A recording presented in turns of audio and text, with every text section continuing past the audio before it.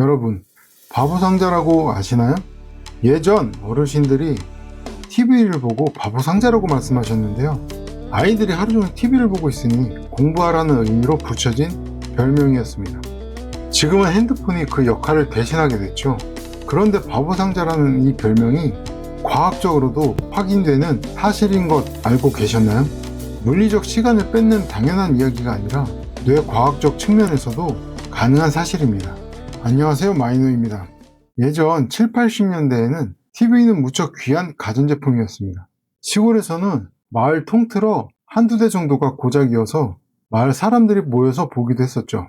아이들도 옆에 앉아 넋을 잃고 TV를 보고 있으면 부모님들이 바보 된다며 TV 그만 보라고 잔소리를 했습니다. 지금은 핸드폰의 영상이나 SNS가 TV를 대체해버린 것 같아요. 그런데 바보상자라는 이야기가 뇌과학적으로도 맞는 이야기입니다. 영상을 시청하는 것은 보는 행위와 듣는 행위로 나누어 볼 수 있는데요. 영상을 시각적으로 본다라고 할 때 우리 뇌는 시각을 담당하는 후두엽이 활성화됩니다.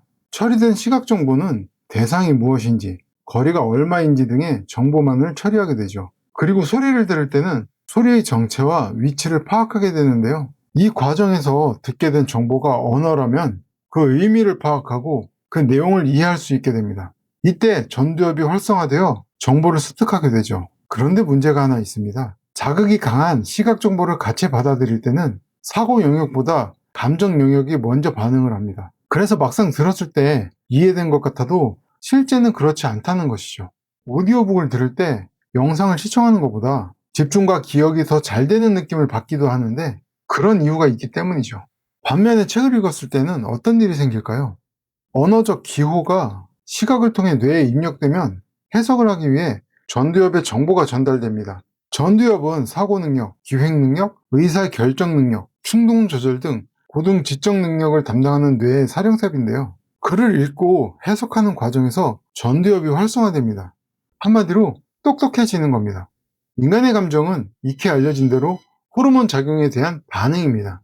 영상을 볼 때 활성화되는 호르몬이 잘 알려진 대로 도파민인데요. 도파민은 새로운 자극이나 기대되는 보상이 있을 때 분비되어 쾌락이나 동기를 유발하는 호르몬입니다. 중독성도 강해 영상을 한번 보게 되면 계속 보게 되는 이유가 되는 거죠. 자극을 계속 추구하다 보니 뇌는 쉽게 피로해집니다. 반면 책을 읽을 때는 세로토닌과 옥시토신이 반응합니다. 세로토닌은 평온함과 만족감을 주고 특히 우울감을 줄여주는 호르몬입니다. 옥시토신은 엄마가 아이에게 젖을 물릴 때 가장 많이 분비되는 호르몬입니다. 정서적 유대감과 공감 능력을 높여주며 스트레스 호르몬인 코르티솔의 수치를 낮춰주는 역할을 하죠. 누워서 영상 시청 많이 하시잖아요. 휴식할 때는 책을 읽는 것이 더 효과적이라는 겁니다.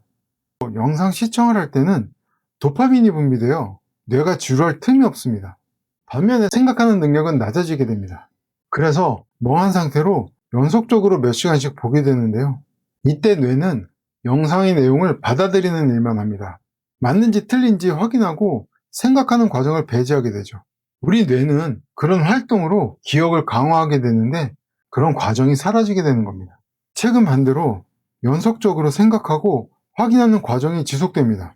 소설은 이야기입니다. 이야기에는 중심 인물과 관련된 중요 서사가 있죠.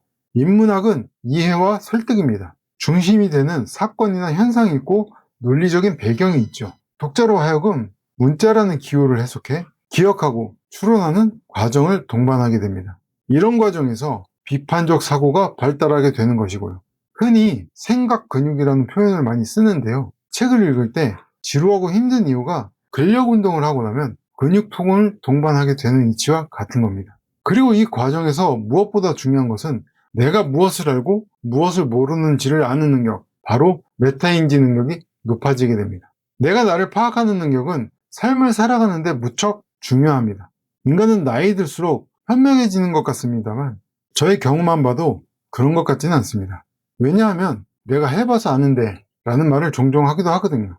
경험이 미천이었던 시대였고 노하우라는 단어로 그럴싸하게 포장이 되어 있었기 때문인데요. 지금 생각해보면 아는 것이라고 하기에는 빈틈이 많았습니다. 이론적 근거가 부족한 경험에서 나온 이야기였거든요.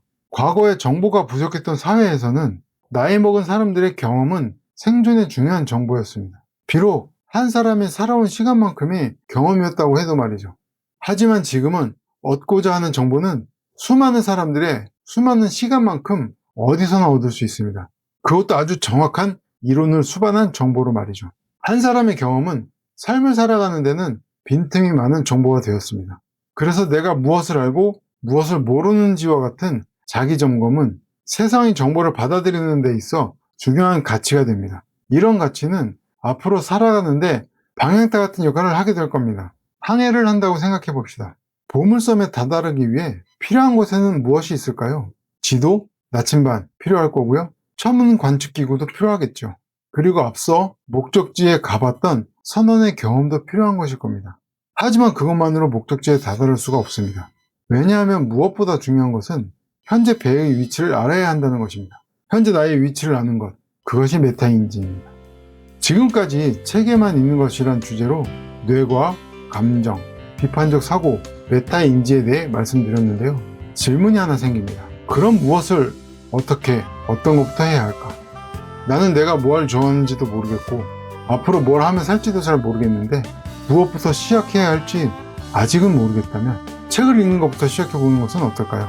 책에서 영감을 얻거나 책을 읽는 행위를 통해 보물섬에 갈 수 있는 지도를 찾을 수 있을지도 모릅니다. 오늘 영상이 도움이 되셨다면 좋아요와 구독 부탁드리고요. 지금까지 마이너였습니다. 시청해주셔서 감사합니다.